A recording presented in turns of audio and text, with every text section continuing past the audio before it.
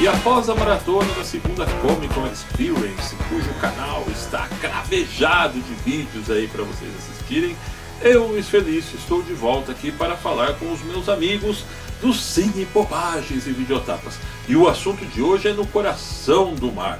Eu assisti o filme um pouquinho atrasado, não peguei exatamente a cabine de imprensa, assisti na última segunda-feira, né, como eu disse ainda há pouco, depois de toda a maratona das gravações que foram na Comic Con semana passada, e já digo de antemão para vocês, é um filme com uma belíssima fotografia, uma produção que não deixa nada a desejar, uma trilha sonora que poderiam ter dado uma melhoradinha e um elenco muito bom. Mas outra coisa que me chamou muita atenção é se você, assim como eu, está pensando ou estava pensando que o personagem do Chris Hemsworth fazendo o Owen Chase é o cara de verdade do filme, aí realmente você se engana. Assim como eu me enganei quando eu fui ao cinema. Desculpem aqui se eu estou dando spoiler, mas eu acho que é legal sim, não tem como nós não falarmos do filme se eu não citar essa parte, é bem verdade. O cara do filme não é o Chris Hemsworth, o cara do filme realmente será o personagem do Sr. Thomas Nickerson. Ele que foi um jovem marinheiro, um pouco mais velho, foi interpretado pelo Brendan Gleeson, e realmente quando ele estará presente lá no Essex, que é o navio realmente que foi caçar ali as baleias, né? O navio que foi naufragado pela Moby Dick, interpretado muito bem, realmente. Eu vou fazer algumas ressalvas durante o vídeo pelo Tom Holland, que será nada mais que nada menos que o nosso próximo Homem-Aranha. O filme, além de tudo, ele já começa contando como foi as origens do romance Moby Dick, como o escritor Herman Melville deu origem a este romance que é épico e cultuado por todos há mais de 3 séculos. Então, se você pensa que você vai ao cinema apenas para ver a baleia destruindo os barcos, para ver o Chris Hemsworth sendo fodão como nos outros filmes, não. Você vai ver uma história de verdade e uma história muito emocionante realmente, que vai contar lá nos primórdios, ou seja, nós vamos ver lá nas origens como esse romance épico, como eu disse ainda há pouco, da Moby Dick foi escrito. E é quando o personagem do Thomas Nickerson, já interpretado aí o mais velho pelo Brendan Gleeson, que nós vamos ver realmente dar-se início a toda a trama. Ele vai começar a contar e vai ser durante todo o filme um interlocutor. E essa parte eu gostei porque fazia tempo que eu não via um filme dessa forma, né? Que nós temos um interlocutor, que ele vem lá velhinho tal, e começa a contar toda a história para o público, e aí que as coisas começam a se desenhar. Nós víamos muito isso aí nos filmes da década de 70, na década de 80, é bem verdade. E eu gosto muito desse tipo de filme, né? Quando nós temos um interlocutor da trama, que ele vai nos passando todos os relatos, né? E os relatos começam a vir à tona, começam a acontecer de uma maneira muito natural enquanto nós temos a narrativa. Quando essa história começa realmente a acontecer, nós vamos nos encontrar no ano de 1820, quando o navio baleiro Essex parte em busca de óleo de baleia. O navio é liderado pelo experiente capitão George Pollard, que foi interpretado por Benjamin Walker. E como eu disse ainda há pouco, tem Owen Chase, interpretado por nosso Chris Hemsworth, que tanto estamos falando dele aqui essa semana.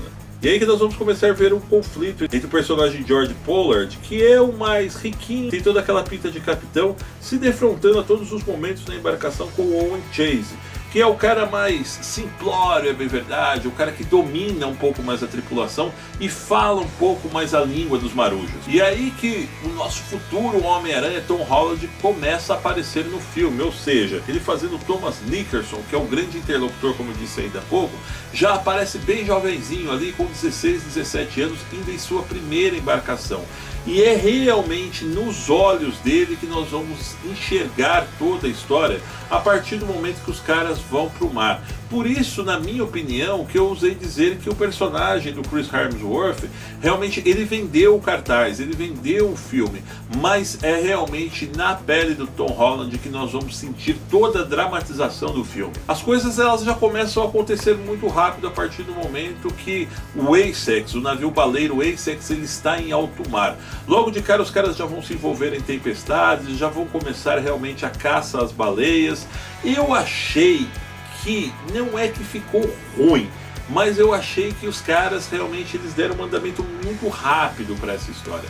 Eu senti nessa parte realmente, aí, quando começam as aventuras realmente em alto mar, que as coisas não deveriam acontecer muito rápidas, mas eu senti talvez a falta de uma certa dramatização um pouquinho mais extensa.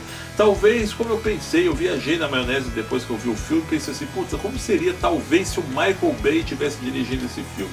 Não que a direção do Ron Howard tenha sido ruim, longe disso, mas talvez se nós tivéssemos um cara realmente que gosta de um quebra-quebra para valer, como eu disse ainda há pouco, de repente aí como Guilherme Del Toro, ou então de repente aí como o próprio Michael Bay, nós teríamos ali uma coisa um pouco mais fodástica, né? Uma coisa um pouco mais extensa.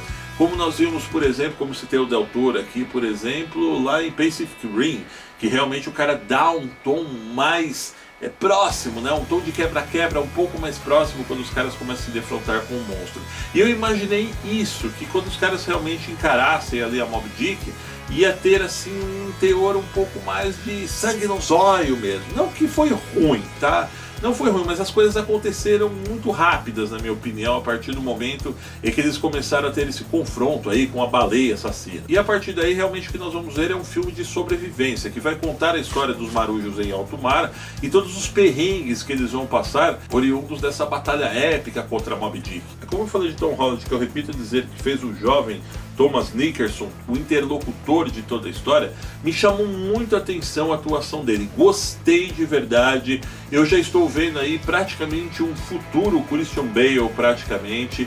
O menino mandou muito bem, ele pegou um papel de muita responsa, encarou, passou credibilidade, passou muita emoção, principalmente no papel. E já digo para vocês de antemão, os caras realmente acertaram a mão, escolheram muito bem um cara aí para crescer dentro do personagem do Homem-Aranha, porque o menino realmente, apesar de ser muito novo, já passa muito essa credibilidade aí de que em um futuro muito próximo será um dos grandes astros de Hollywood.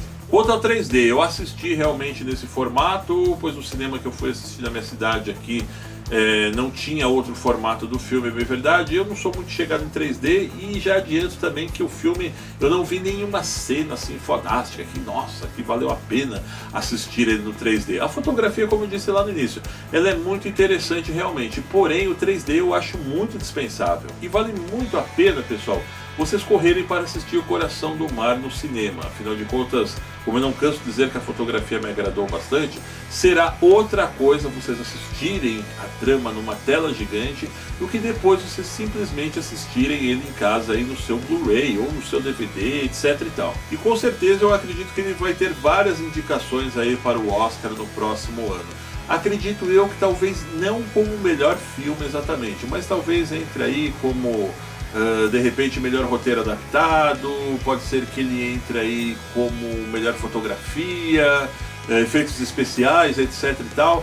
Com certeza ele estará indicado e acho que acredito que tem boas chances de ganhar pelo menos uma estatueta, pois na minha opinião foi sim um dos grandes filmes de 2016, talvez até pela falta de boas opções de filmes que nós tivemos esse ano, mas é de verdade realmente um bom filme que eu recomendo com certeza para vocês estarem assistindo.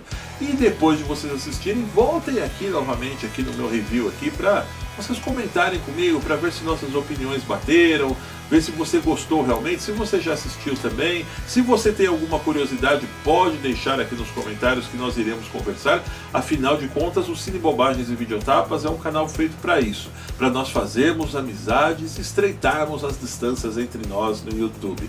Galera, eu vou ficando por aqui, deixando aquele pedido, afinal de contas, para vocês.